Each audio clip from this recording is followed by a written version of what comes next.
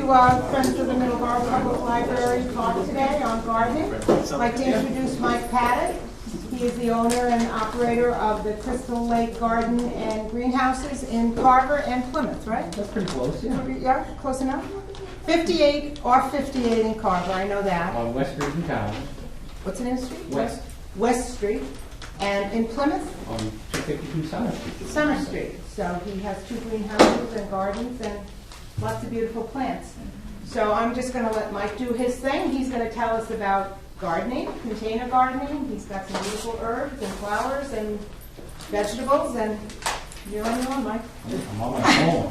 Don't go away, Sandy. Oh, okay. Because you work so hard to set these things up and do it. I brought you a little. Oh, thank you so much. This is a new trailing pansy, and it looks like we're going to have Oh. pansy weather for some time For to some come. time to come. So- Oh, beautiful. Thank you so much. Enjoy. Wow. Hi, I'm Mike. I know I'm part of the library lecture series, but I'm not a good lecturer. I'm a fairly good conversationalist. So at any time, stop, yell, wave. If you have questions, we can just deal with them as we roll. I approach my growing and my gardening the way I do. My opinions, I'll give you my disclaimer, my opinions are my own and may not necessarily be the entire opinion of Crystal Lake Greenhouse Incorporated. I have my assistant Karen back there who is my head grower. We've got 18 greenhouses over in Carver. I have 2 garden shops. That's the confusion. We are technically Crystal Lake Greenhouse Incorporated. But we have Crystal Lake Garden Shop in Carver and Crystal Lake Garden Shop in Plymouth. So we operate under a couple of names-ish.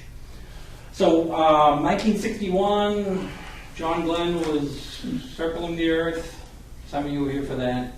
At about that time, my dad bought a piece of property in Carver, and about the same time, I was born. So that's when Crystal Lake Greenhouse got started. As a kid, I played in, we came to the greenhouse. That's why my father wanted the property so bad. He grew up in a family of bakers in East Taunton. And get to move to Carver, where they had a property with a greenhouse and 1 cranberry bog. Now we have 18 greenhouses and 20 acres of cranberry bogs, and both of them are pretty much non-profit enterprises at this point. But we love what we do, and I feel very lucky to get to do what I do, because what our business is kind of a dinosaur, and we're keeping it alive. And it's because of the good graces of some people who work for me who love what we do as well, and put up with a lot for very little. And because my wife and I are able to live pretty cheap and do what we love to do without having to spend lots and lots and lots of money. So growing flowers is a cool thing to be able to do. And it helped me a lot. My whole life changed. It took a little while for it to sink in. But I went to a talk, the greenhouse talk, where they were telling us how to make more money and do lots of stuff. And one guy got up there and said, "You guys have it really rough. You are never going to make any money because you have a product that nobody has to have." I said, "No, thanks." He says, but you, well, he said, but other people spend most of their lives going to places they don't like, doing things they don't want to do, so they can hope to retire and get to do what you do every day. And it took a few years, maybe a decade for that to settle on me, but now I get it. I'm living the dream. So I get to grow plants and I get to hang out with fine folks like you and hopefully make them more successful gardeners. And that's what I like to do. I like to see people be successful with their growing.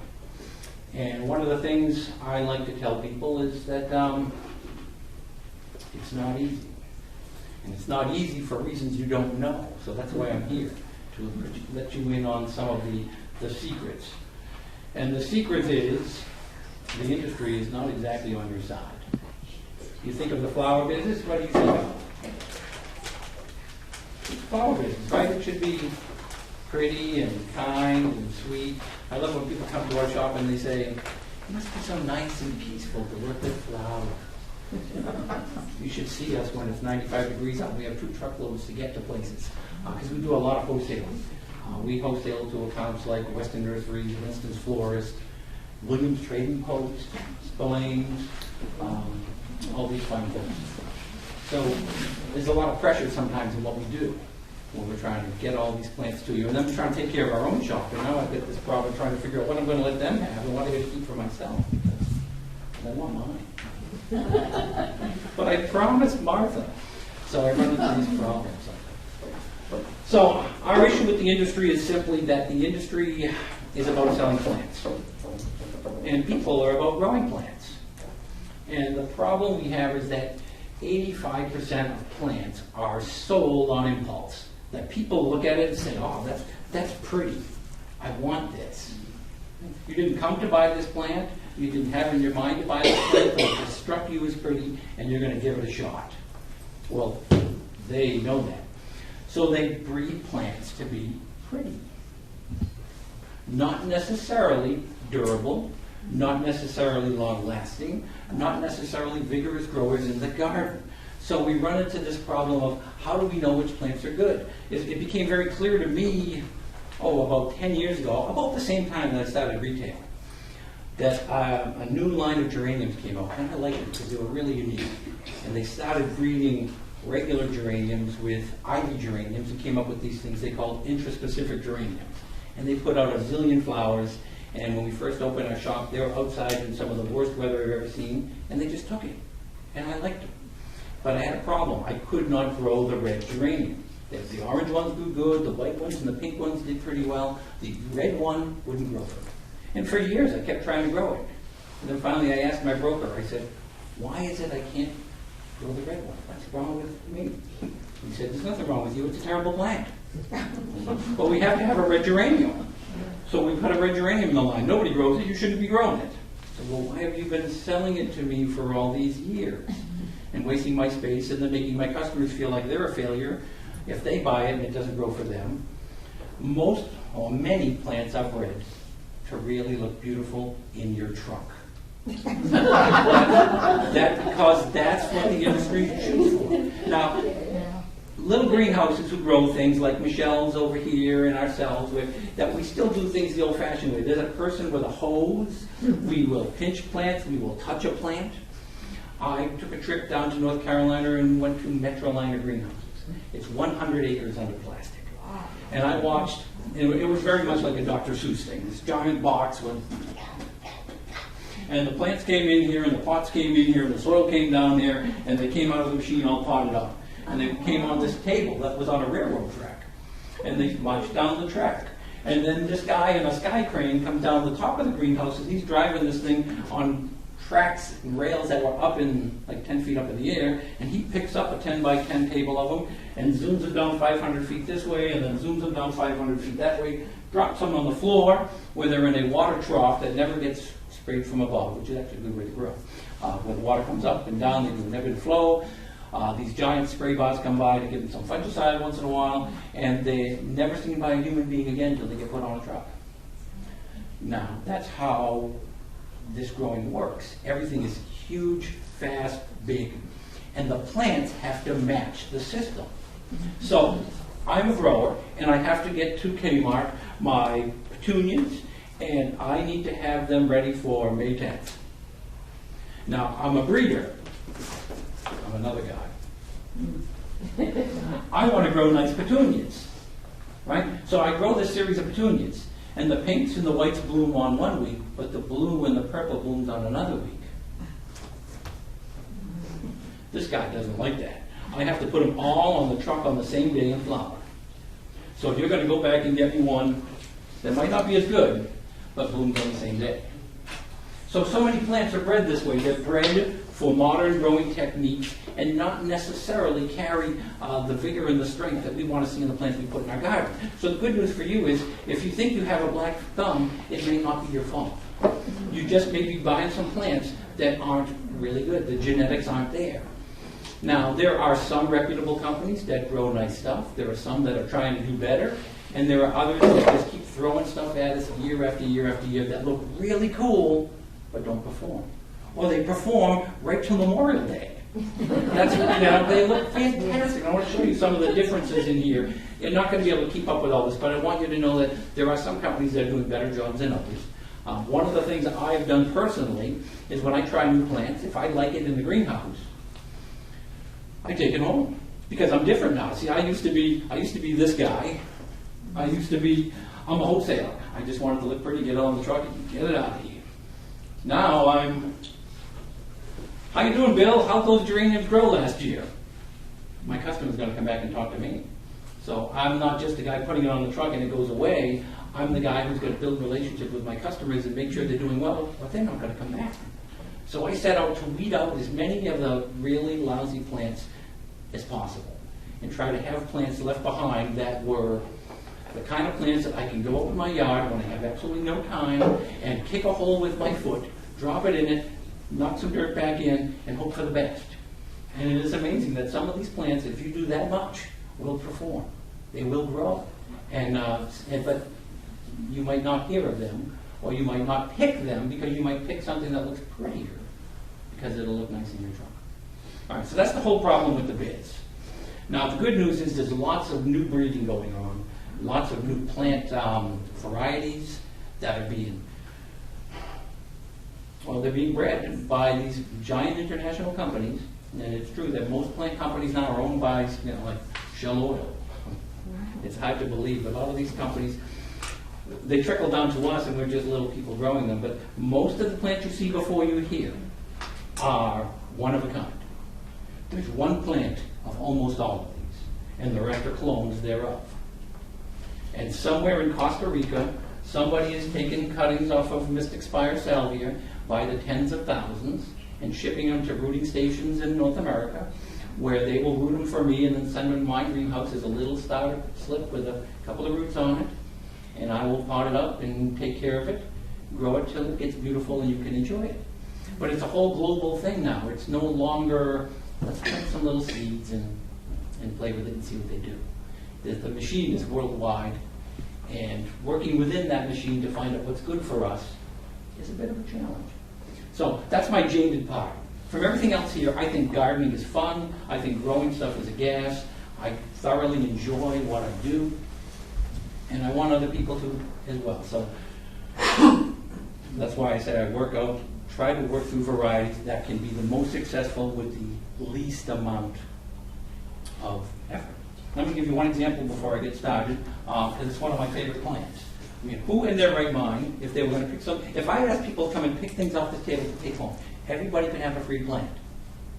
I guarantee you that one of the last plants here would be this one. Right? Does that look exciting to anybody? You will when I'm done, but this little plant is a hybrid between a Guinea impatiens and a wild African impatient. Okay? Now, it has a problem. Like myself, it has ugly teenage years. It takes time for it to mature into a handsome specimen. Forgive the middle. Okay. Work with me, people. But this is it. This is what it looks like at sale time. If you come to my shop and try to buy one of these, it has a name on it. I can't use that name anymore because it's trademarked and patented. And all the plants here are patented. And everything you see here, almost everything, there's a royalty that has to be paid, and marketing fees that have to be paid, and expensive tags that you have to buy in order to legally grow them. And the plant police come and check your greenhouse to make sure you're not cheating and doing stuff on your own that you're not supposed to. Don't let them come to your house next. Well, the problem with this one here is this one's off the market. It was not deemed a nice plant because it didn't grab people's attention when they walked through Walmart. But this one here in, what would you say, Karen, 3 to 4 weeks, if I put that in this pot, it's going to look like this. And this is just getting started. I've got a woman, I have several women who come in and they bring me their measuring tapes and pictures of them standing over measuring tapes. One lady, she called me up this week too. She wanted to know if they're going to be ready again soon. She said, I'm the one who had the 52-inch one. She got it to me. So one of these can fill a whiskey barrel. They just go and they trail and they're beautiful and they take a beating, but they're off the market. But I know a guy who knows a guy. You didn't hear that from me. I found that one on the side of the road on the way here. So there are all these legal entanglements with plants are really bizarre because there is and the name changes. I'm getting going about the name change. Because I told you about the geraniums, what they're doing new breeding with geraniums. And that first generation of intraspecifics, well, they've really matured and they've gotten better in 10 years. And I love this one. And I apologize that everything isn't quite ready, but Sandy had to have me on the first, so here we are. This is Calliope. Calliope Dark Red. All right? It looks like a geranium, right? But it really is the best of both worlds. It puts out a nice mock flower head and grows in a mounded fashion like a zonal geranium, but it has the weather tolerance and the beat-up ability of an ivy geranium.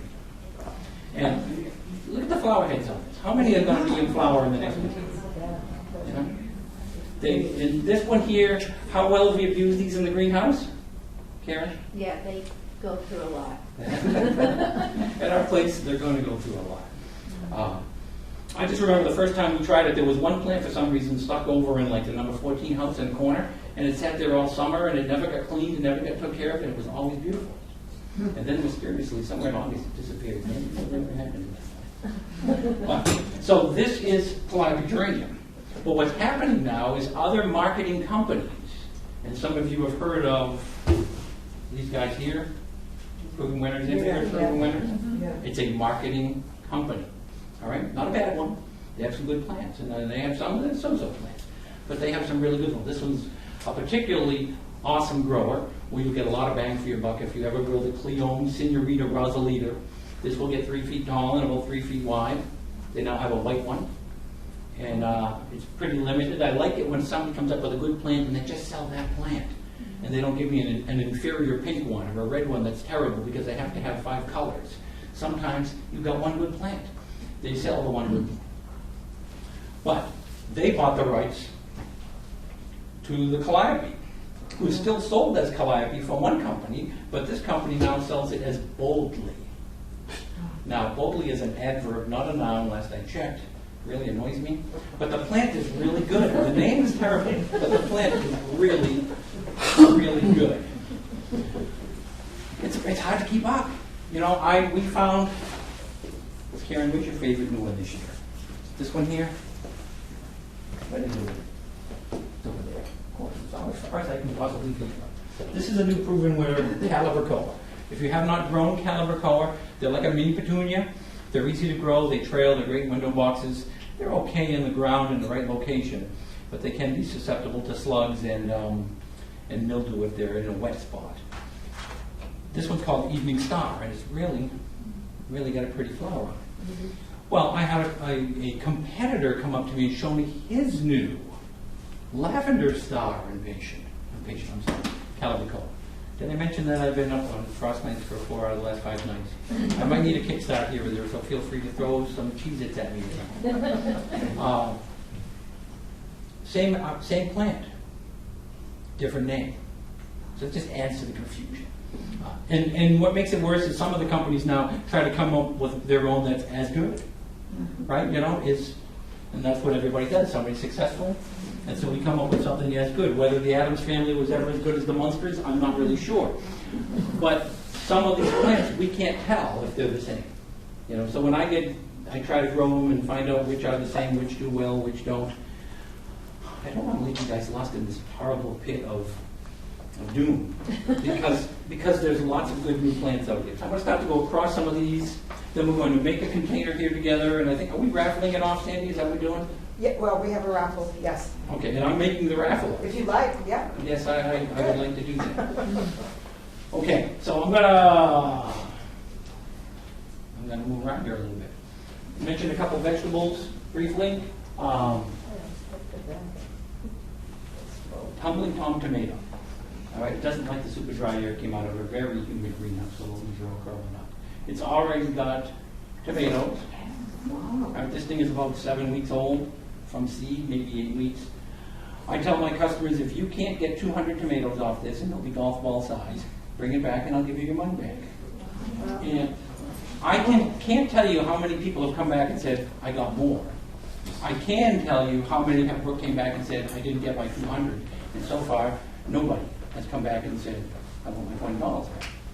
So That's Does a that really, stay in a container? that stays in a hanger. It can be in other containers. Well, it tends to trail, and it makes a round ball. When they grow ideally, and every year I grow them, they grow slightly different. Sometimes, maybe it's weather related, they'll shoot off all over the place. Sometimes they'll just make these nice tight round balls around the hanger. Just a great little plant. The trend on some of the veggies is just basically mixing stuff up. Lettuce bowls are everywhere now, where you can have some greens right on your doorstep and just go like I did on my way here. I have a turkey sandwich and some arugula for spice. Those are everywhere, but they're more, well, some of what we're doing out in the marketplace is just marketing. Some of it is breeding better plants. And some of it is discovering the uses of plants that are better plants that people just don't know because they're not traditional. My number one selling plant up here, anybody want to guess what my number one selling hanging basket, though it might not be in a basket here. Anybody want to guess what it might be? Number one seller. Pink petunia? Put your big one in the back, right by your hand. No, This? no, yeah, that This. one. No? This is brand new this year. I brought this as an example of every year they said, isn't that cool? Yeah. Everybody likes it at the greenhouse. I know Karen loves it. Austin loves it too. This is the favorite plant he's ever grown, he says. I don't trust it. I'm looking at it with a jaded eye. Because we've grown some really cool looking flowers like this from petunias, and then we come back and then half of it splits down and it falls down. I wait to see what it does. The jury's still up for me. But I agree. It's really cool, the deep purple with the cream rim. Now, I brought these two actually to compare to say, this looks a little bit more dramatic than this, does it not? Yeah. And I want to give the proven winner people, I knock them around a bit, but I want to give them credit for these. These are the charm petunias. They have a small flower, and they're less instant kapow, but they never stop, they never complain, they're always smiling. They're the kind of friend you want to have. You know, sometimes you run away with the bad boy with the motorcycle and you pay the price. I'm just saying this one is Steady Eddie, and the Charm series of proven winner petunias are fantastic. And it's taken me a long time to like them because the flowers are small, and I want something that somebody's going to grab and put in their trunk. But I believe in them because I've seen what they look like after 5 days of rain. Charm. And there's a bunch of different colors. The flamingo is one of our favorites. It's a pink one. But I just happened to walk by that one on the way to the truck. Number one selling plant. Anybody want to guess again? Over here. Begonia. The begonia? That's one of my all-time favorites right here. And it's a shame that things aren't ready. Because you have to use your imagination. Somebody asks you sometimes to think. Think 4 times bigger with 10 times more flowers on it, and that would be accurate with this begonia is. Now, everybody knows begonias like to grow in the full sun. This begonia grows in full sun. Takes a beating. Right? Somebody introduce themselves as a friend of my uncle's. Oh, it's you. Okay. I always give my aunts, now my aunt, a hanging basket on Mother's Day. I gave my Aunt Ann one of these when we first tried them, and I told her, I'm told they're good for the sun, but I don't know. She dropped one in her on a planter on her deck in full sun. I get it wrong. I went to the Labor Day party over there. The thing was this big around, had to have 200 flowers on it. I said, we're going to grow these. And now my customers love them because they put them on their decks and on the window boxes, and flowers just keep flowing out, flowing out. They don't go bad. Do they need a lot of water? No, that's the other great part of them. These are on the water scale. If 10 is a lot of water and 1, this is a 2.5. Wow. So, one last chance. My number one selling, the geranium. This might come in close to 2 now, so you're warm. But again, it's not in a hanging basket here. It's going to be this. Yeah. See, now this is technically a diplodenia, which is like a mandevilla. It's Mandevilla's cute, well-behaved cousin, is what it is. This plant is, nobody remembers its name. At my shop, people just come in and ask for the plant that will not die. You have that plant that will not die, you sold me one last year. You must mean it. It has pink flowers and it grows like this. Here's a tip for you. If you want to keep your garden center friends sane, save the tag. If you like something, it's so much easier to say, do you have this again? Instead of, it's like in the leaves. Do you have a Mystic Spires blue? Yes, I do. It'll be a more profitable conversation, though it will look less silly. This Dipladenia is a tropical plant. It's not used as much here as it may be used in other parts of the country.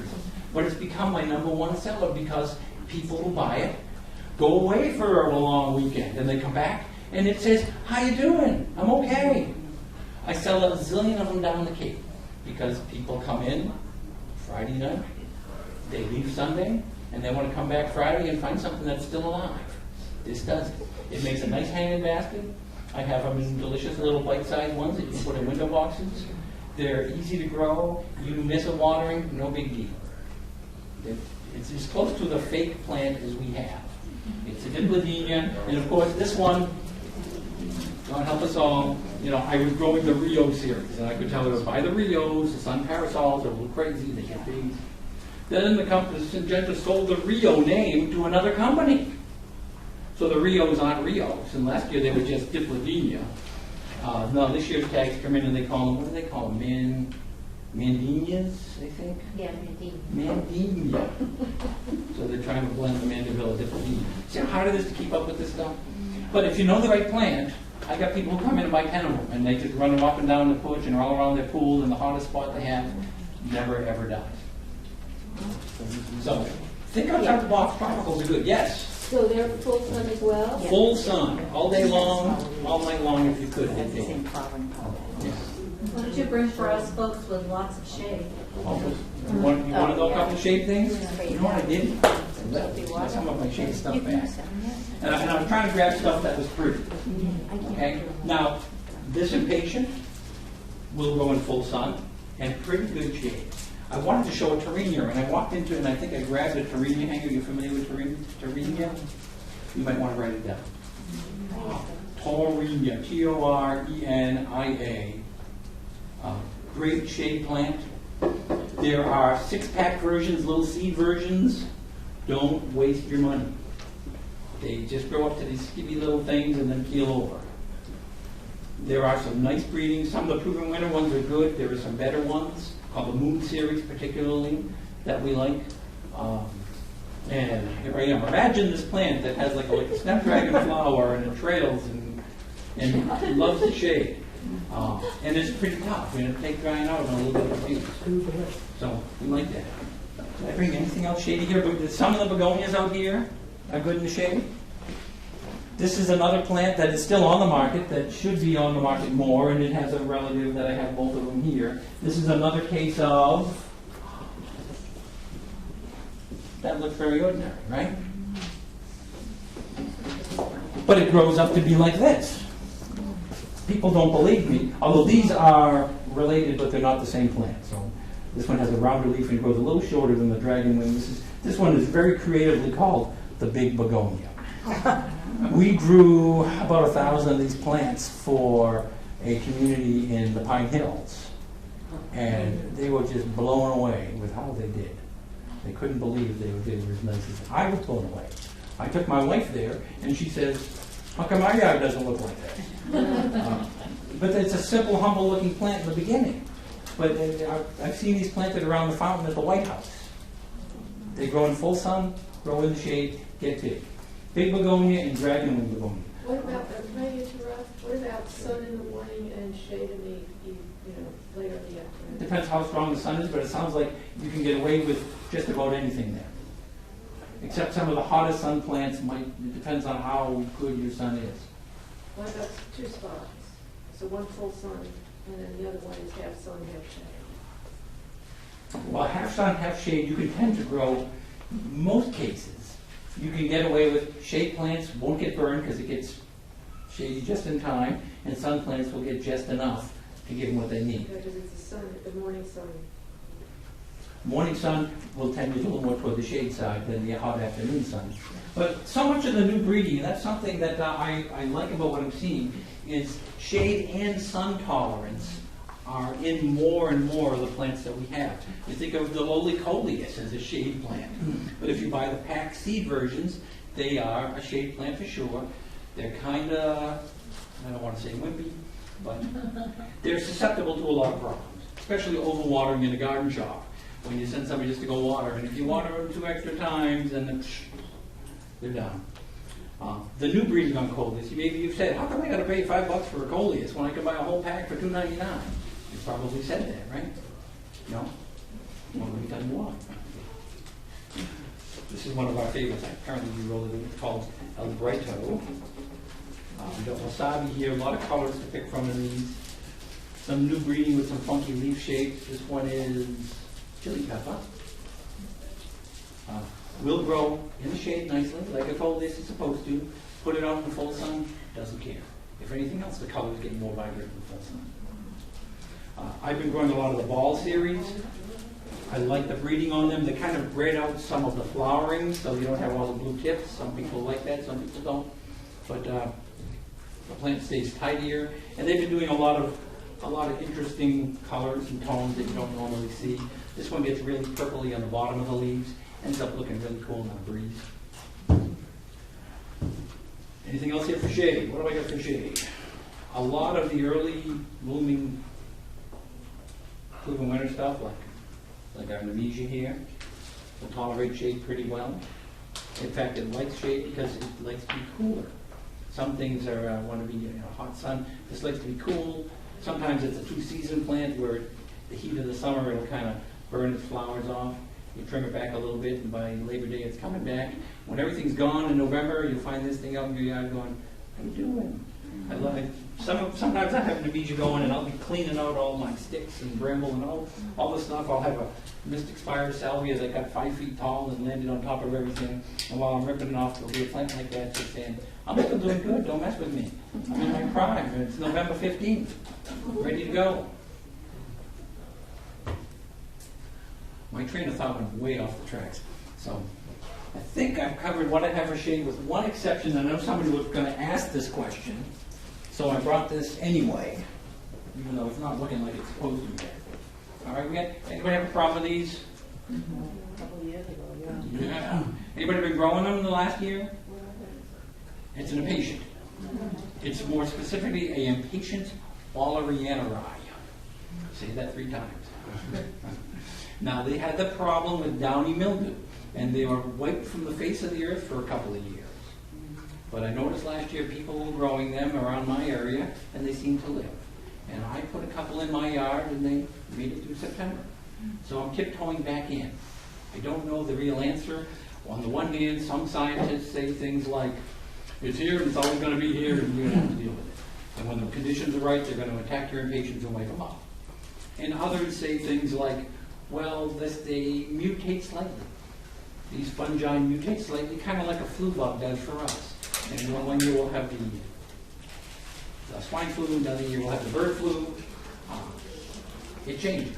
So maybe it's changed just a little bit and it's not going to attack us. We don't know. But I'm willing to find out. So this year I'm growing a few of these spellbounds, which is one of my favorites. Because this is a great impatient in the shade, but this will grow in the full sun, which most impatiens hate. It will not burn.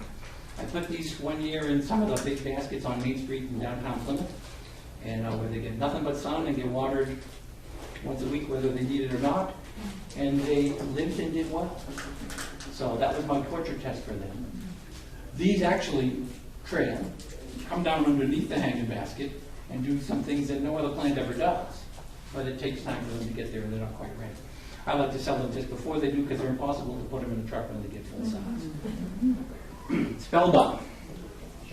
It's another one that looks like something ordinary, but it really isn't. What it does is extraordinary. So, we have, what do we have? All right. Talked about the dream, talked about the begonias, talked about the cleome a little bit. We didn't talk about new salvias. There's a lot of new salvias out there. Many of them are really good. The saliphones, this one is called Mystic Spires. If you want butterflies in your yard, if you want a pollinator tick and you want to have things for pollinators, this one is fantastic. It isn't, and well, it's a perennial, but not here. It's a perennial in Georgia, southern Georgia. It's okay, it's got a lot of bang for the buck. This thing will literally get 5 feet tall, and it can get 4 feet wide, and it'll have deep, the flowers get deeper and more numerous as they go, and wildlife loves it. And I don't mean deer munching it, I mean butterflies, bumblebees, and there's a lot of push now for us to take care of pollinators and to make sure we have some habitat and leave a corner wild in our yards, and I think that's a good idea. But if you're going to put some plants in, put something that they're going to like to eat, and this is one of them. I've been growing this one for probably about 10 years now, and I have yet to get sick of it because it performs well consistently. Although it does give me one strange little idiosyncrasy that we haven't figured out. Every year I plant 800 of them, and 795 of them right now are this tall. And there's always 4 or 5 that jump right up because somebody's got to show up for the talk. So, and it's weird, huh? Every year, it's the same proportion too. It's like 1% every year grow tall, and compared to, they're normally a little tighter looking than this, a little more presentable. Put your imagination goggles back on for the black and blue salvia. You'll notice a decided lack of black or blue at the moment. Another great wildlife plant. Hummingbirds go nuts over it. This produces your salvia craigi kind of flowers, kind of a hook-shaped snapdragon-y flower. It'll have a deep blue flower with a nearly black calyx on, very striking in the garden, really unusual, and easy to grow, which is nice. And this one is hardier than that. I've had years where my black and blues have come back. So sometimes you buy one and get one free next year. So I like it when plants do that, like most people. The annual to perennial lines have really been getting blurred. They have this little section in the middle now that these would qualify as, they call temperennials. If you see that, what it means is this. In Massachusetts, it probably is not going to come back. That's what it means. But they want you to think it's perennial-ish. And I have plants that say perennial on the tag that I will not put in my perennial section. And I'll let people know. Dude, I don't want you to be disappointed. It's going to be a glorious plant. It's worth buying. But don't expect it to come back. So if you see that term used, and be careful of anything that says zone 7 and it's called a perennial, because it doesn't work well around here. Try a new plant that's in that category. Gerbera. Gerber is one of my favorite flowers, period. There's no happier flower than a gerbera. Gerbera? That must be the Latin. They're just a happy, pretty flower that who doesn't love? But they're not very hardy, generally speaking. They don't last long, as far as if you into the fall. But this new series has come out. They're calling them Garden Gerber now, which I like. It's better than the Garvinia series. And they're supposed to be able to come back. I don't know whether they will or not. I do know that in some of the trials that were done, a friend of mine saw them and they looked fantastic in the garden. And most Gerbers are considered to be pot plants, something you put on your deck in a pond. But these guys do well in the ground. And so I have a friend who was witness to fields of them looking beautiful. The downside on them is they are very expensive. These cost more than double what most of the other plants here cost. I'm not charging any more for them. I just dollar cost average them when I do them. But I have to try. I can't help it. I'm like you guys, right? You have to try that plant. We don't know what it is, but it looks really cool. You've got to try it. We get in so much trouble trying things, and every year we say, we're not going to do it next year. But we can't help ourselves. Okay, moving from right to left. Osteospermum. Maybe you're familiar with this daisy. Maybe you've tried it. Maybe you've been frustrated with it. Maybe you've been thrilled with it. I've been all of the above. This is an African daisy, South African daisy from the mountainous regions. It likes it cool. They're all over the place, and they can be outside now. They take a frost really well. I wish mine were outside now, but we've been in that zone where it's just every night, 34. You know, my poor wave petunias. I think there's one out here somewhere. They've been outside for 2 weeks. Some mornings, the soil is frozen in the pot. But here's what they, so they don't need artificial growth regulators. We can just watch them go, and they've been freezing, but they hang in there, and they can end up being the toughest little plants. I wanted to mention these as well as some of the proven winter super petunias, because I keep trying other petunias, and I keep coming back to the proven winter ones. They really have a good thing going with their petunias, better than most of the other brands. And we get these new varieties out that look really cool. They never perform as well as good old Bordeaux over there, or the Charms, which I mentioned. But in the ground, the wave petunia is an excellent petunia, and it's less expensive, easy to grow, grows like a weed in a full sun, hot, dry place. One of these will cover at least a square yard. You get a lot of plant for one yard of petunia. It's kind of, I know for some gardeners it's considered low life. But you know what? If it lives, I'm all over it. If it looks nice in August, I'm always aiming for Labor Day. You know? Anybody can have a plant that looks good in Memorial Day. I want plants that look good in Labor Day. So Osteosprinum, this is a double one called I think they've changed it from the 3D series to the 4D. And I think I like the 3D better. The new one, I'm not sure is an improvement. This one they call blue-eyed daisy, but look at the amount of buds on that. When it pops, it is unbelievable. These tend to bloom in a bit of flush, so they'll come out and they'll be blooming like crazy. Then you get a couple of flowers, then they'll bloom again, but they'll bloom well in the fall again. You just have to be patient with it. So it's another plant that I like. Not sure that I love, but I do like. Am I missing anything before we enter behind me with some stuff? Holy moly! That's the name of this calico. It's just got a really cool, funky flower color, and it has a relatively nice habit. We like to hand trim our calico hangers at least twice before they go out. This one only got pinched once, and it looks pretty foolish. So that's a good sign. And of course, I have some proven wintery things here, but I'll talk about some of these. How about the branding? So remember, Crystal Lake. Yes, we have our own pots too. Legally, we're all supposed to have our own pots. Legally, every pot has to say who owns the plant, how big the pot is, and what's in it. You know that? Every product sold is supposed to have a label that says those three things. Not just plants, but Twinkies. Everything in the grocery store will either say distributed by or owned by. We're all supposed to do that. And the flower industry has been notoriously horrific about standards, especially in quantities. What's a 1 gallon pot? What's a 2 gallon pot? Many stores sell this as a 1 gallon pot. This holds 2.5 quarts. Right? I was in Home Depot in Plymouth. I picked up a fairly nice looking Rebecca, looked like one of mine. It said 2 gallon Rebecca on sale, $12.98. I picked up the pot, looked at the bottom, and it said 1.1 gallon. I said, wow, I sell my 1.0 gallons for $8.99. So how good of a deal was that? You know, so there's been some legislation and some things moving to get people to be honest and fair in the way they label things. We avoid it entirely. I just sell this on my wholesale list. I sell it as my super pot. So you can guess whatever size you want it to be. Maybe we'll get our hands dirty here for a little bit. Make some room.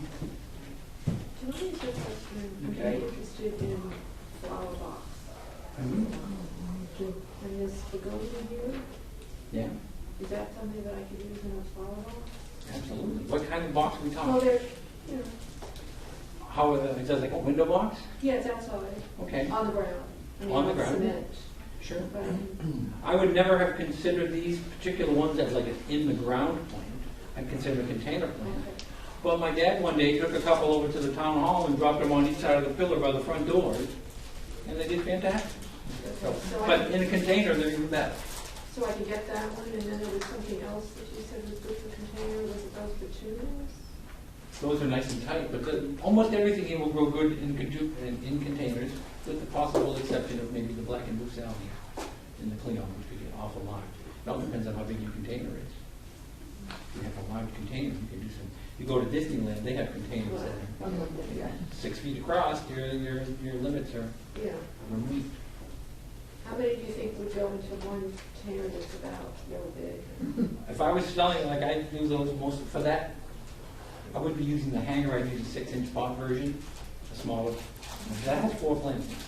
So I would get the individual plants, and I would say an individual plant on one of those would almost cover a square foot, maybe a little less than a square foot.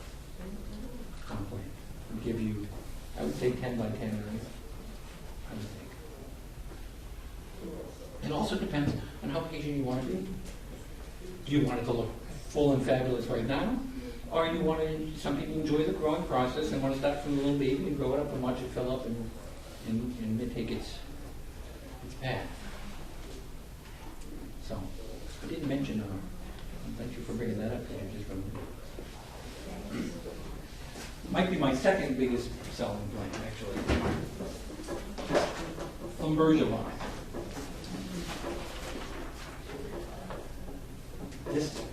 We've had seed versions of this around for a long time. The Susie mix has been out there forever, and I grow a little bit of that. But there are new high-powered cutting versions that are out there.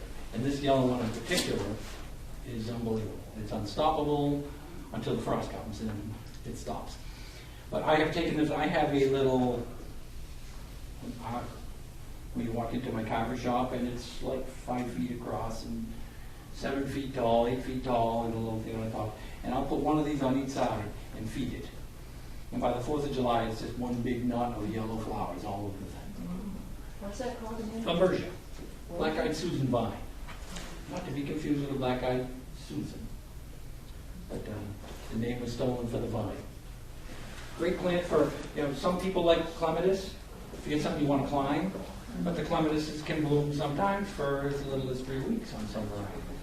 So if you want color all season long, yes, it's an annual. Yes, it needs to be done every year. But you will have fantastic color all the way till about the 1st of November. One of these things. Now I'll get my hand.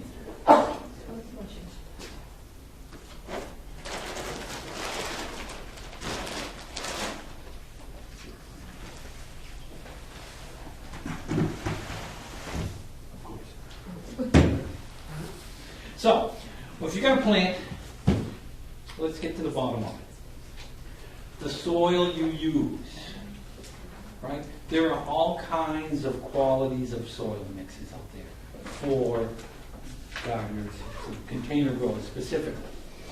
I'm going to tell you that almost none of them have actual soil.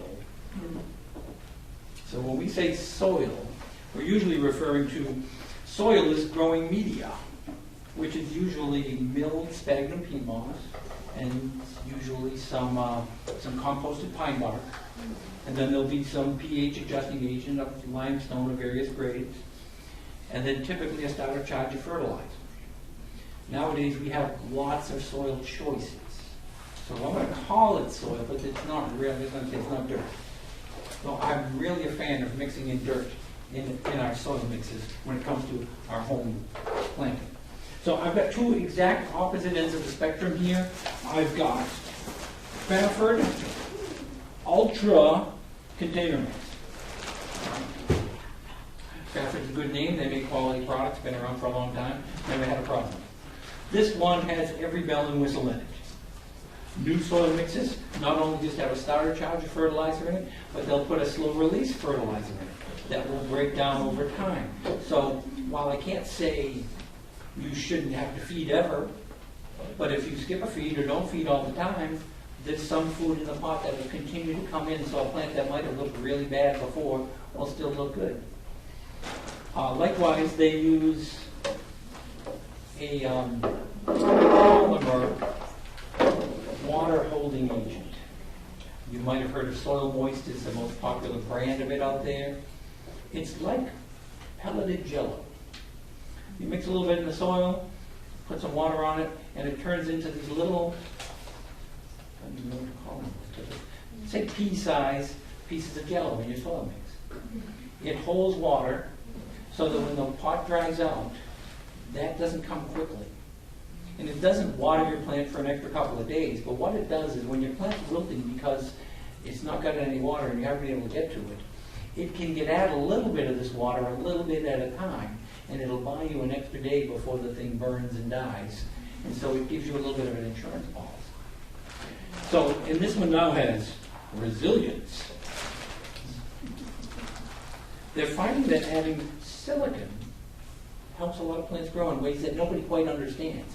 But because it's cheap, basically sand, milled to a certain fineness, we can add it, and it's inexpensive, and it helps the plants, helps their root systems. They say the biomass of the plants is larger within it. Most of the soil mixes out there now are adding it, though not all, the cheaper ones don't. So this one has just about everything you can add. It also has perlite in there. Perlite is a little white specks you see in some of these mixes. It's actually a volcanic product. It's pumice that's been popped like popcorn. I don't know how they get it so pretty white, because I've never seen a volcano spew pretty white things, like volcanic popcorn. But that helps aerate the soil. And when I talk about soil, the one thing that's big for me is aeration. People don't think in terms of the fact that roots need air as much as they need water. And we get in trouble on it, and we'll talk about that more in a minute. The other end of the spectrum I have here is Coast of Maine, approved for organic growers, organic complete growing mix. This is great stuff. It is made from blueberry compost, mussel compost, and salmon guts. Well compost. It takes lots of the main byproducts of their industry. This guy has been composting and turning them into great plant products. Because what happens here is, let me just back up a second. And I'm sorry, I know my brain's a little, I've been hopping around on no sleep, so I appreciate your patience. When we talk about organics, right, that's a confusing word for a lot of people, and it is a manipulative word for a lot of companies. It's a way to get you to buy things that you might not otherwise buy, make you afraid of something, or make you care about something, all of which we should maybe be afraid of, or maybe care about. But when it comes to most soil mixes, it's really about what they didn't put in. And they'll charge you the same amount or more for it because they didn't add a fertilizer starter charge, or they didn't put the water polymer in. I sell this bag as an organic bag as well. And they charge me the same, but I know that it costs them probably half to manufacture. And it's promoted as something better, but there's nothing evil about the components in there. It's just that they're manufactured components as opposed to the organic.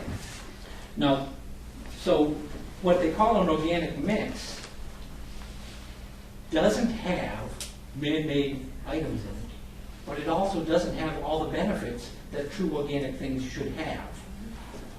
Coast of Maine is composted products. It's living things that have been broken down into a nice compost that will actually feed your plant. It is also filled, most importantly, with fungi and bacteria that help break these things down into components that the plant can actually take up through their roots. Most people think that plants can eat cow manure, but plants do not, in fact, eat cow manure. They can only take up nitrogen in the form of NH4. And if you buy liquid Miracle-Gro, which is not organic, you're going to get NH4 for nitrogen. It's the same product. The cow manure has to break down in order to give it that same chemically identical nutrient. If you have a living organic mix, and that's the distinction I think I'm trying to make between the organic mixes that don't have anything alive in them and mixes that have alive things, these break things down and make things available to the plant. They make micronutrients available to the plants in a way that you might not be able to. In the past, when I've used organic fertilizers in the greenhouse, we have found that there have been some organics that whatever the plant is missing, it can find with this. Dump this on the plant that won't turn green, it turns green. We don't know why, but we know that there's some processes going on. When you add living things to the mix, it makes them better. So if you ask me what to do, what I tell some of my customers to do, and one just came back and said, I had the best herb garden I've ever had. I tell them to buy both and mix them half and half. Because you can benefit from the stuff in this bag, and you can benefit from the stuff in this bag, and it goes a long way to making a healthy plant. So I'm going to do that right now. This is naturally nutritious. Want some? Would you like some? Well, it could be good for you in the long run, but not for today. But it's heavy. Regular composted soil like this is heavy. It can stay wet for long periods of time and can lack a lot of the air that roots need. Whereas if you take, don't probably focus with it, then it's just as bad because it's bad and wet. But most of our soilless mixes are looser, more crumbly, have more porosity because the roots need to breathe. My number one problem I see in many people with containers is really not dying from neglect.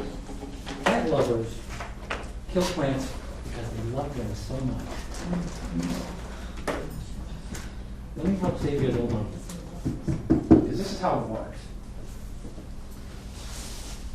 You get this for Mother's Day, and you love your Mother's Day plant, right?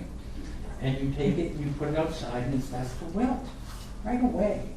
And you think to yourself, it's wilting, it must need water. So you water it. But it doesn't stop wilting. So the next day you think, it must be thirsty. I'll give it more water, right? Now, what's really going on is a plant is grown in a really, really humid environment, right? Now you take it from the humid environment and you put it outside in the kind of air we're having where the relative humidity is like 28% right now. These plants can handle that. But like everything else with us, they have to exercise it, they have to practice. They have little vents under their leaves, they're called stomates, and they open and let the leaves breathe. Leaves breathe underneath. Those stomates in the greenhouse stay open all the time. Because with the humidity level as high as they are, they never need to protect the moisture in the leaf from leaving. Because the humidity level is so high. You put it in dry air, the moisture in the leaf goes right out those stomates and they can't close them up fast enough. So the plant wilts, but not because it's dry. It's got plenty of water. It just needs time to adjust and practice. So what happens is people see them wilt, they water it again, then it starts turning yellow. Well, what have I done? I better feed it because it's yellow, it must be food. So we dump a bunch of salt in the pot.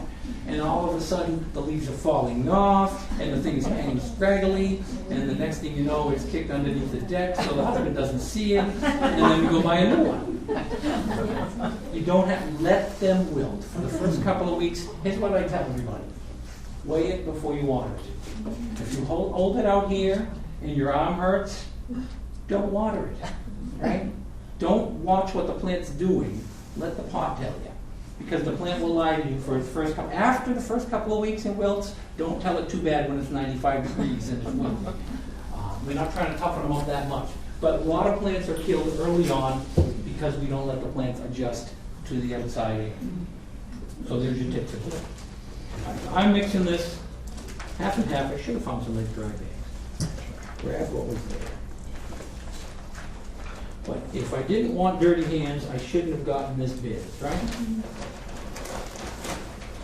My wife married me for my nice fingernails. Well, that's actually true. She'll say, yeah, he had great fingernails, that's why I married him. Yes? If the organic mixture, does that have a shelf life? I suppose because it is a composted product that it does. The drier it is, the longer it would last. I would guess that a dry bag of compost and beet here would probably last for years before it would lose some of its, because many of the fungi and the bacteria are in there, well, the fungi specifically will leave spores behind. So once you wet it again, it reactivates. And that's one of the things that Carlos up at Costa Maine is most proud of is the kinds of fungi they have growing, like yeast in bread, which is actually bacteria, but they have growing in their dirt piles as they mix this stuff to make them more healthy. So one thing I never do is never push down the soil in the pot. Settle it slightly. But I tell people who work for me, and some get it, some don't, think fluffy. Think fluffy. We want air in the pot. We don't want to squeeze the air out and give the room, and if you squish the soil down, the root just mechanically has a hard time pushing through it, right? I was digging, I had some little violas going along my walk around. Apparently people have been walking through that area all winter, and now my soil there is like cement. So I'm up there digging and fluffing it up so that something could actually live in it. We want air in the pot. So no squishing down, no packing down. It's the law. If you want it. Any questions about soil before I move on to soil? How about Miracle-Gro soil? How about Miracle? I don't use Miracle-Gro. I do know this. Miracle-Gro isn't Miracle-Gro. So here we go with, the industry. Let me give you my example. Anybody heard of Peters Fertilizer? Oh, yeah. Okay. Yeah, right? An industry standard for 50 years, right? I know Jack Peters. He's a good guy. His daughter's sweet. They run a good company. Except they no longer sell Peters Fertilizer. Because about 15 years ago, Jack was made an offer he couldn't refuse to buy Peters Fertilizer. So they bought the whole kit and caboodle from him. And he just went to the Aruba and sat down on a chair and got bored. And then somebody from the company said, Jack, we're not really that interested in your formulas of fertilizer. If you want to buy them back from us, we're going to make our own formulas that are cheaper, or maybe we say we think we have better formulas. But ultimately, when it comes to these big companies, we have cheaper ways of doing it. So we don't want your formulas. We're going to use our own. So if you want to buy them back, we'll sell them to you for a nickel on the dollar. So he bought his own patented formulas back. And then not long after that, they said, you know what? Your plant is old and inefficient. We don't want that too. Do you want to buy that back for pennies on the dollar? And he did. So now he can produce his fertilizer in his plant, but he can't use his name. Because somebody else is selling Peters Fertilizer, which isn't Peters Fertilizer anymore. It's not the same formula, it's not the same people, it's not from the same place. So it's just the way the world works now. I get so frustrated. So now if you want Peters Fertilizer, you have to find Jack's Classic. And it's out there, I carry it, because I use it. Jack's Classic, if you look close at the bottom, it says manufactured by the J.R.R. Peters Company. But it's not Peters Fertilizer. So when you ask about Miracle-Gro soil, is it any good? I don't know. It might be. But I'm finding that more and more the brands that people recognize because we remember that Miracle-Gro is a good name or was a good name, sometimes they're sold to another company and the quality goes down. I say open up the bag, look at what's in it. If it's nice, coarse mix, and if you see a good blend of usually it's 2/3 peat to 1/3 pine bark, it's probably okay. Because if people couldn't grow in it, they wouldn't be sold very long. But these stores are selling stuff that's ground up 2x4s for mulch that they spray dye on, and tell you that they're selling you a good composting mulch for your yard. And I'm just a little worried where the whole industry gets going. So it is buyer beware, and some of these things we don't know. We trial and error. For the last couple of years, we had growing problems that we couldn't figure out. For some reason, our plants wouldn't green up right. They wouldn't do this right. Karen, her hair grew back now. It was scary for a while. We just couldn't figure out what was going on. And this year, we changed soil companies. And it turns out that the soil we were using, and we finally had somebody explain it to us in a way we could understand. It would take too long to explain. But it was just a poor job of putting in the pH buffers, the limestone, and how they did that, so that it didn't react well with the fertilizer we gave. So we went back to a mix I used to use, and things are going beautifully this year. So even we have problems, and even we have to do this dance to find out what works for us. And that's something else that you should keep in mind. If it works for you, do it. You know, it's anywhere between the product you buy. If you're growing good in it, by all means, keep using it. Because for us and for other growers, some things just like the way you do it. Maybe you're a heavy water and you happen to be using a high porous mix and you don't even know it, but it works good for you because it's working with what you do. So don't change if it's working. If you're growing a plant that's not supposed to grow in the sun and it's growing good for you, don't tell it that it's not supposed to grow in the sun. Just keep doing it. We have plants, for some reason, will grow beautiful in the number 7 house, but will not grow in the number 8 house. They're right next to each other. We don't know why. What do? We grow them in the number 7 house. We don't ask any more questions. Sometimes you just have to take the simple route. All right, one plant I didn't talk about. It's a good one. Composted in my tea, but this isn't compost tea. Because I wouldn't want that. This little guy here. Looks just like a medium patient, right? But it's not. It's a high-powered medium patient called sun patient. Sun patients have all sandy tumors. I didn't land it on the straw, but just. But if it makes you feel better, I will wipe it off because my mother would say, "You're drinking out of that."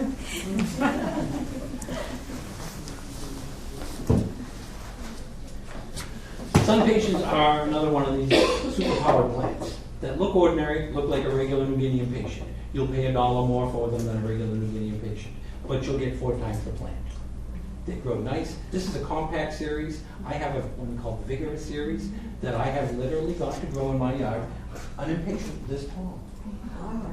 Now, I can't tell you that it's the most dense, perfectly formed plant I've ever grown, but it was such a curiosity that I grew more this year because they're cool. This is like, wow, look at that. I've got a 3.5 foot tall impatient in my front yard. They look like shrubs. And some of these things are like annual shrubs that you can have in your yard. And you have these spaces, and instead of having a perennial come up, you can have an annual come up that has color all season long, and some of them get quite large. This one here has several series, 3 of them in fact. They have a Vigorous series that grow really tall. They have the Compact series, which only can get 2 feet tall. And they have the spreading one, which grows really wide, which we're trying out this year to see how they do. But I'm going to start making my container around this. Now, I know that I could put this one plant here, and in 6 weeks, that would be all this needs. But I'm going to try to talk about a few things that make some sense here, and so I'm not going to do that. So whoever wins this can take this home and disassemble it if they choose, and grow the plants wherever they want. But I'm going to fill my container. Most containers have a lip on them. Good pot companies design a pot over how much water it takes to leach through the pot. Because you should water heavily when you water, and then let plants dry out for the most part. How much water it takes to leach through. So when you're above this rim, if you have much soil above this rim, you won't have enough water to water the pot properly. Not that I have ever watered a pot properly in my life, because I don't have the time to stand there and hold the hose for one.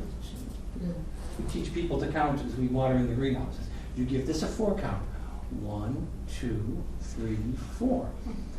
But because I'm crazy and have to be everywhere at once, I'm going 1, 2, 3, 4. 1. So I get in trouble from time to time for not properly watering, and I'm guilty.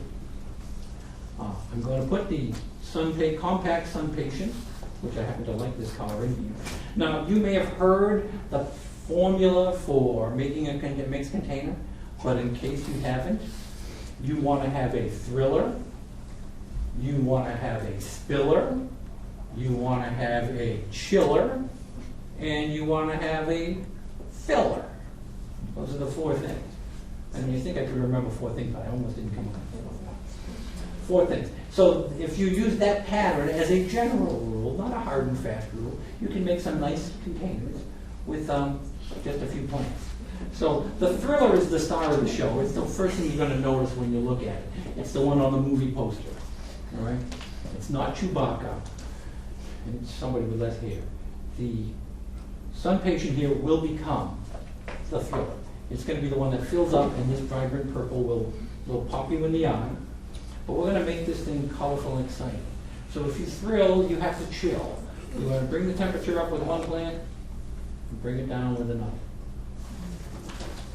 I like wasabi. All right, even though it's a spicy name, it's a cool plant. I used some of these in that planting we did over the Pine Hills, and they were very, very pleased with how it turned out. Yes, sir. What was the name of that again? This one's Coleus wasabi. Okay, thank you. Yeah. So I'm going to put that in next to it here. And these two will get along quite well because wasabi is a pretty vigorous grower as well. It's a plant that's going to want to take off and get large. Now, Coleus, it's no sweat. You just pinch them, and 2 days later, you can't even tell that you pinched them. And you can just snap them in half, which I usually like to do to show people how we pinch things in the greenhouse because nobody would believe it. Well, I could sell it. Literally, we grab a plant like this and we cut. Plump, but not today, just something you might want. But you don't have to, I mean, you can. It's best to go a half inch above an axle where the leaf of the bud is and pinch there carefully. But if you have to get 1,000 of these pinched and you have 1 hour to do it, it's not going to happen like that in real life. So plants are tougher than you think. They can take more abuse than you might think, as far as what you think of as abuse, as far as being handled roughly and beat up on. They can't take love. If you feed them too much, you water them too much, you'll kill them. But if you snap them in half, they'll just get stronger. So if you're So if plants get out of hand, and there are no two plants that are evenly matched. So you want to try to think in terms of how your plants are going to grow in your container and what gets along, because there are some plants that run with scissors, and there are other plants that play well with others. And you can work them together, but you'll just have to chop some of them off here and there, do a little trimming once in a while, and don't feel bad about it. I don't know why we feel bad, but we feel bad. Sometimes I feel bad when I won't look. That's why they call me stubby. Right? Used to be, we did a lot of cutting with razors and like flying fast. So many times it was like gaping holes. I'm glad we don't do that anymore. How we lived through that, I don't know. So the wasabi's going to go in next to my sun patient. And I won't be afraid of it. I'm going to pinch one of these just to say I pinched it. All right, pinch it right off. I took one off. There's 2 more going to be coming. Actually, a lot more, because there's 2 more beneath that. Just gets thicker and better as it goes. So, chiller, Is that the spiller? that's the chiller.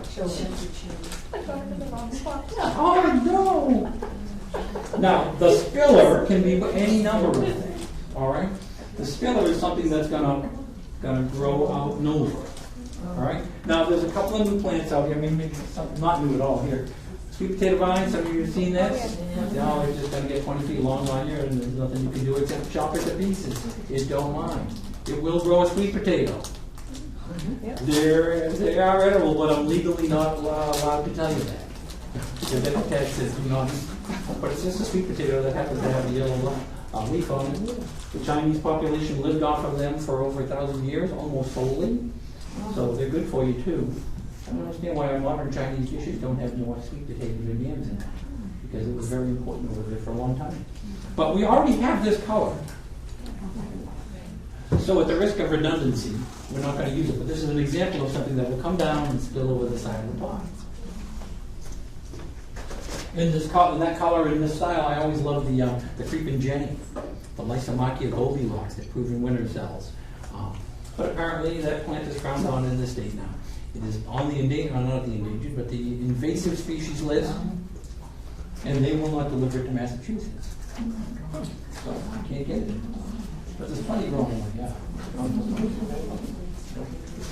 One other proven winter plant that I actually like, although it is not in the greenhouse because it is such a fast grower, it is so prolific, is the Lobularia. You used to know this as Alyssum, but they changed the name. Alyssum's pretty. This is not a marketing genius. Lobularia sounds like something you've got to go see the doctor about. You know? But they do that to us. They change names. The taxonomists find differences in the flowers, which is how they label plants, and they say, well, this one belongs in this class and that's here. So our Alyssums are now Lobularias, and there are some very, very strong growing ones. Some so strong that I wouldn't dare put them in a container because they take over. They're frost tolerant. 2 years ago, I gave one to my sister-in-law. She did up her whiskey barrel in front of her house in Plymouth. Christmas time we're there. And at Christmas time, it's flowing over white, and it wasn't snowing. It was still going. Everything else had died, and this kept going and went growing strong. This is also, so it's such a vigorous grower, I think it'll keep up with these two. So what I'm going to do here is basically create a clash of the titans. I'm going to put the plants all that would normally eat some other plant, but this time around, we're going to let them go for it. Mike, I So have a question. I noticed you're not breaking them up. I'm glad you brought that up. Old school plantology would say, break them up. Now, there are reasons to break up root systems from time to time. If a plant is pot bound or root bound, and the roots are so jammed together, loosening them up is a good idea. Especially if you're growing one of these, but the real thing, one of the things my father gets a kick out of growing sweet potatoes. So he grows sweet potato plants in the greenhouse all winter, and then we sell them at our shop. And we grow these massive amounts we've got baskets full of sweet potatoes all winter long, and we never eat them. Only occasionally, yeah, for Christmas. But if you don't untangle the roots when you plant it, we had one that was nearly 8 pounds, one potato. Wow. But it looked terrible. It looked like something else, one of those posters you see at your doctor's office that you'd rather not be looking at. That's what it looked like. So now I tell people, take your sweet potatoes, break up the roots, because you don't want all the tubers all forming in the same place and all clustered together. But as far as most plants go, especially most annuals now, are not grown in a greenhouse long enough to get root bound. We're lucky enough now to get them to root before they have to go out. The So whole the answer industry is don't break them up. Hmm? So the answer really is don't break them Don't break them. Unless it's an older plant that's root bound. Nursery stock that's been in a container for a long time, break them up a little bit. I mean, it is true, and the old school thing was when I went to college at Stockbridge, they told me, break them up, and because it'll make the roots stronger. They've changed their theory on that now. I remember when my cousin was a kid and he got hit by a car and broke his leg, and they told him, Keith, it's going to be okay, because when this heals, your leg will be stronger than it was before. And that's true. But we don't go around breaking people's legs to make their legs stronger. I suggest we don't break the roots up just to make them stronger. Sorry. You can tell I've had no sleep. So what are we missing? Who's keeping track? Filler. A filler. A filler. A filler. A filler. Now, we didn't talk about one plant that I have here. That makes a great filler, but I may have to change my plan. It's in here someplace. Unless it's with the other stuff that I always leave something home. It's the law, apparently. Unless a couple things tucked in here somewhere. There it is. This innocent looking plant is actually a euphorbia. All right? Better known in its marketing name as Diamond Frost. This is Proven Winter has a handful of plants that are truly fantastic. I would label this in that group. It's a drought-tolerant plant. It'll grow in shade. It'll grow in the sun. But more importantly, it gives us a plant. When you make a bouquet of flowers, you go to the florist and you get a bouquet of flowers, right? They put all the main flowers in, and then what do? They put a little baby's breath in. And the baby's breath has always been missing from the garden. Now, we can grow baby's breath, but it's not that pretty or any perennial.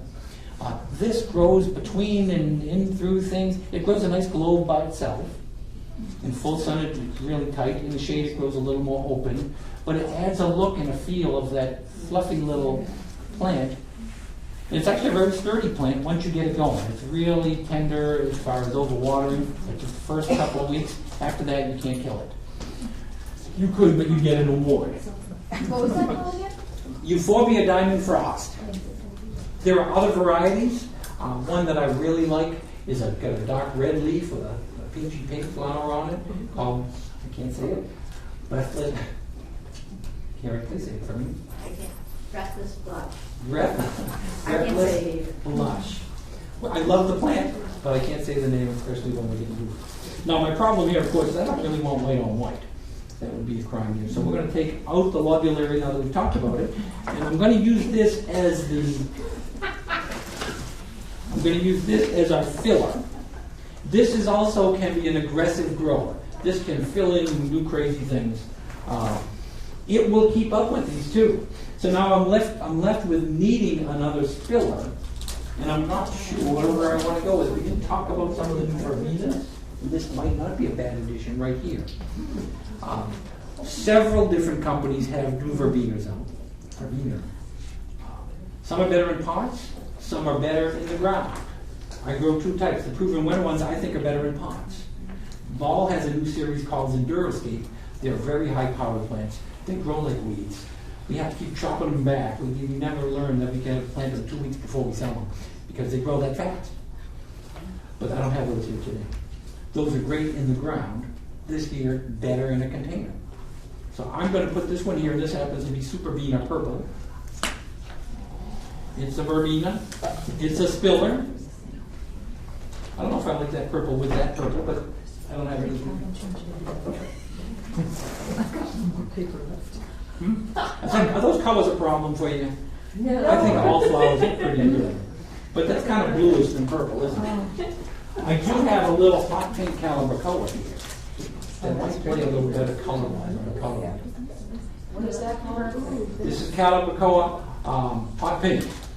This is another ball introduction, and I like the ball introductions. They're a good series. They've been good for us every time we planted them. Never had a problem. This one's hot pink. And you know what I'm going to do?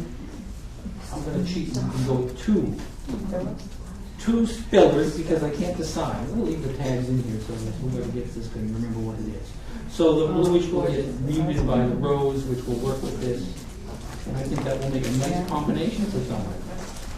Make somebody very happy. Now, I might want to put something spiky in the middle here. And if I was thinking a little better when I was running around like a crazy man in the truck, I would have either a Dracaena or a quarter-wing spike in the center because I like that kind of thing.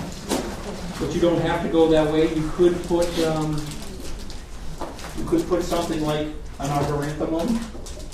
It's easy to say daisies, isn't it? Yes. They were called Marguerite. They just like Tiffany, so I can't say them. You could put something like that straight up. But I think, with the exception of my spillers, these are going to actually form a nice round pot. So I like how this, when I'm thinking in the future, I like what this is going to look like. Wish I had time to make these green. You could probably sell some other ones. So what's the last one you switched? I'm switched over to a Calibracoa, or Cali as it's known.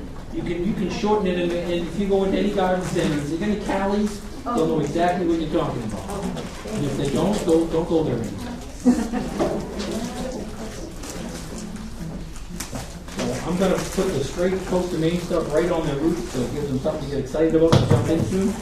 And I know that because we're doing this a little earlier in the season than normal, this is as thrilling as it might otherwise look, but this is going to be fabulous.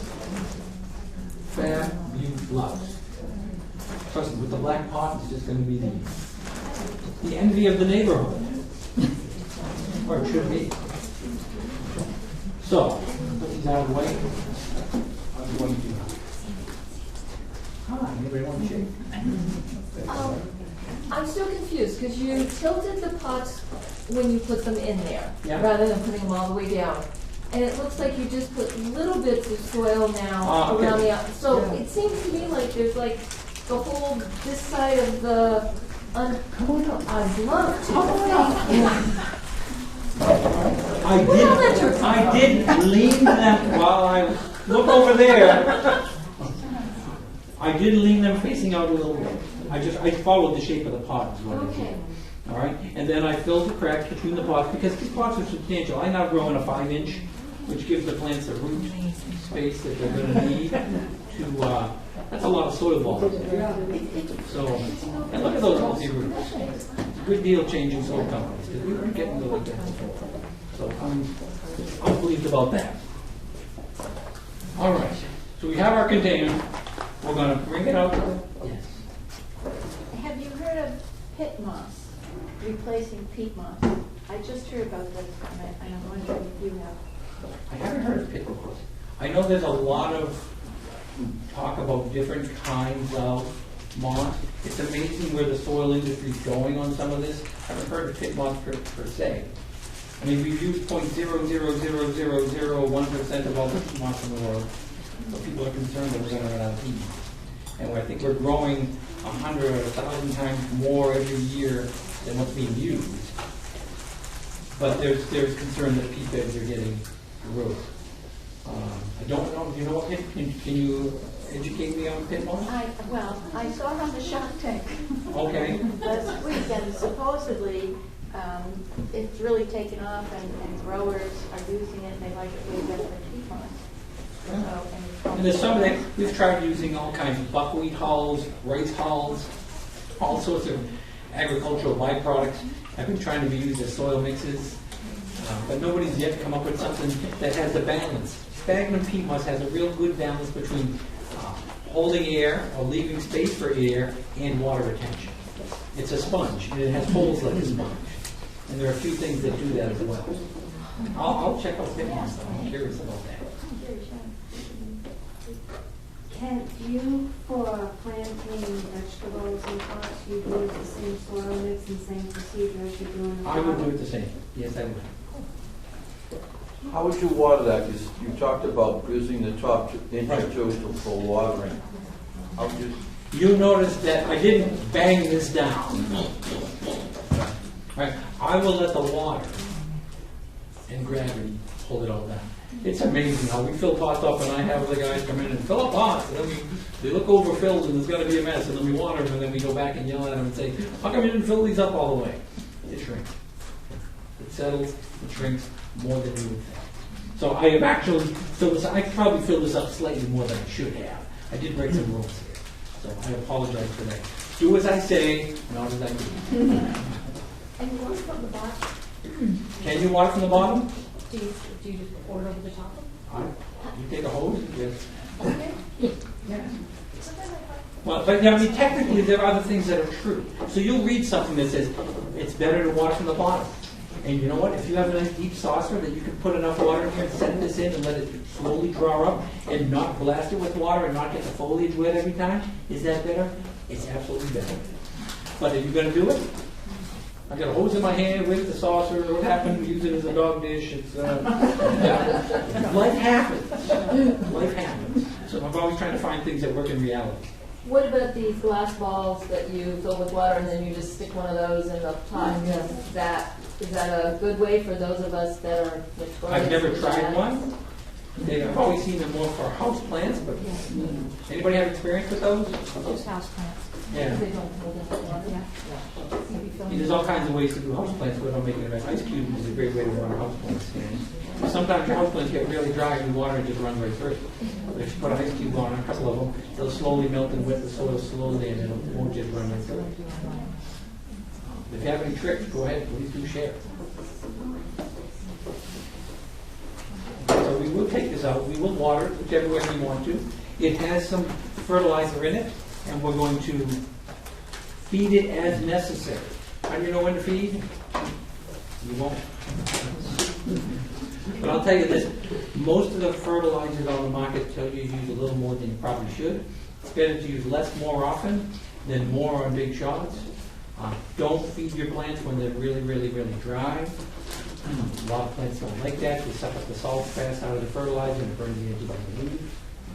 So make sure if the plant's really dry and you want to feed it, water it first, give it a couple hours, then come back. Are we ready? We're ready. We're going to raffle this off. Raffle this off, and then we have another raffle. Let's see. Here.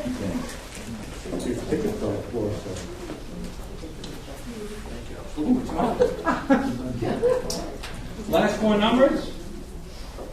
8490. Check. Oh, we have a winner. We have a winner.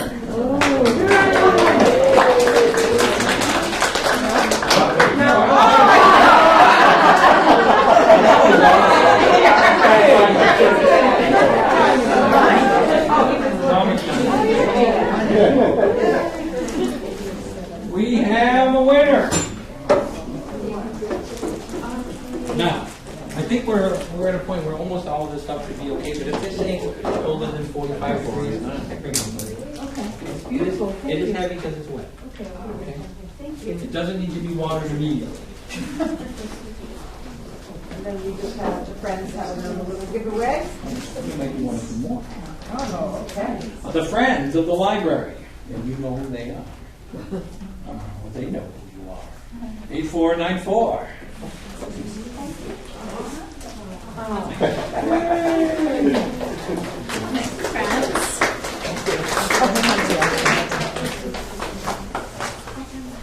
And I'm going to raffle away with a caveat and a request that whoever wins this somehow, maybe through Sandy, gets me a report on how well it did for that. Because I want a gardener's report on this plant. Okay? And that person would be 8486.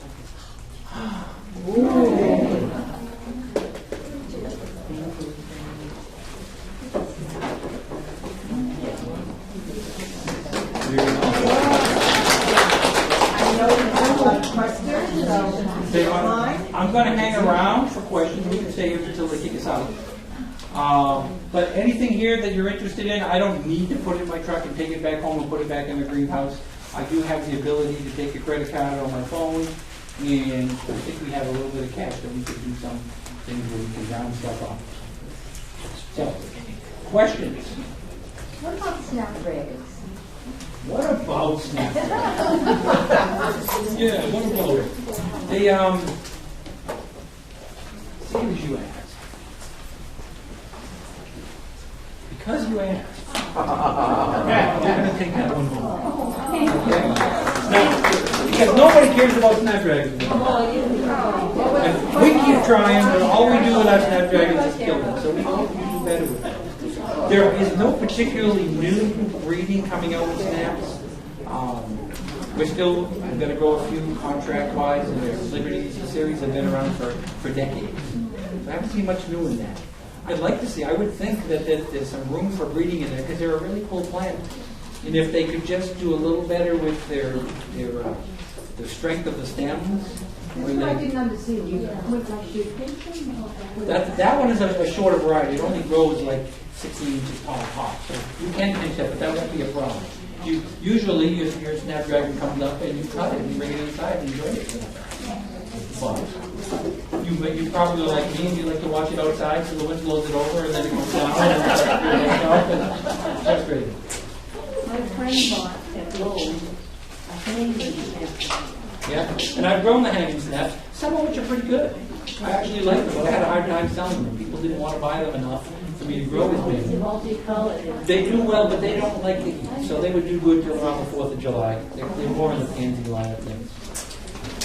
Would we use the same type of soil mixture to do an herb garden You or? could. In fact, the lady who came in, I mentioned, did the 50-50 mix, and she said she had her best herb garden ever, and that's why she came in to tell me. I was glad to know, because I throw this advice out, and you wonder, is it working for anybody? I've always read, I've been told that you put some rocks or crockery over the bottom hole to keep the bottom. That's a good idea. Most soil mixes shouldn't need it, and if you water properly, it shouldn't be a problem. But it's added safety at the bottom of the root zone, and it also is a little bit of a topple factor. If you get a little extra weight at the bottom, if you have a tall pot, it's a good idea to have some more weight in the bottom. So I would recommend it, even though it might not be that important. I like the idea. Anybody else? A container, doing a container, how deep should the soil be? Soil be, depends how big the plants you're going to grow are. I would say, unless you're growing very small plants or small herbs, like if you're doing a little herb garden, you could probably get away with 4 or 5 inches at the shallowest. If you want to grow vegetables or you want to grow any sizable flowers, maybe you can't put the new green dahlias. If you want to grow this, you're not going to grow it in 4 or 5 inches or so. So 8 to 12, I would say, would be enough for most plants these days. How do you hold Gerbers over the winter? I got friends who do that in their basements, and my father-in-law could grow anything in the cellar under a fluorescent light. For me, it doesn't work like that. So I don't know. Dave, but I'm going to tell you that this is probably the best thing to keep in mind is they like to be dry in the winter. Not deathly dry, but you want to keep them where they're pretty light. Twice a week water? Probably once a week, and I would say December, January, maybe once every other week, depending on the size of the pond. I'm thinking you got a fairly proportional plant to the pot size. But I would think there would be some months around here where twice a month is going to be enough. So if you're trying and you're having trouble, maybe you're just doing it on the wet side. When will you start putting some of these out? Some of the stuff can be out right now without any problem. And the rest is going to want the nights to be in the 50s. When we see the nights in the 50s, and we're getting close. The end of next week, they're talking it's going to be creeping up into the high 40s, so we're getting close. A lot of people like to jump the gun. I would say be patient. You plant the pepper plant 2 weeks early because you think you're going to get peppers 2 weeks earlier, and you set it back 2 weeks, maybe 4, so you end up with them later. Planting later is always a better idea. Memorial Day is usually a good thing.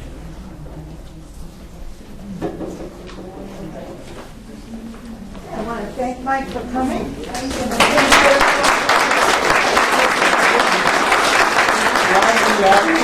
Help to have people engaged. I thank you for that. And I also want to thank Middleborough. I heard, I didn't see this, but I was told that Crystal Lake Garden Shop was rated number 2 in the Reader's Choice poll in Middleborough. So there's a fair amount of Middleborough people come visit us. So thank you. I have with me, better than a business card, I've got a $3 discount card. But I will warn you not to visit the Pembroke location as it doesn't exist anymore. But the cards still have it, and I haven't sat down and trust them all up. So you can visit us in Carver from it, and save $3 on a visit. So they'll be right up here. If anyone wants to come up and take a look at the plants or talk to us,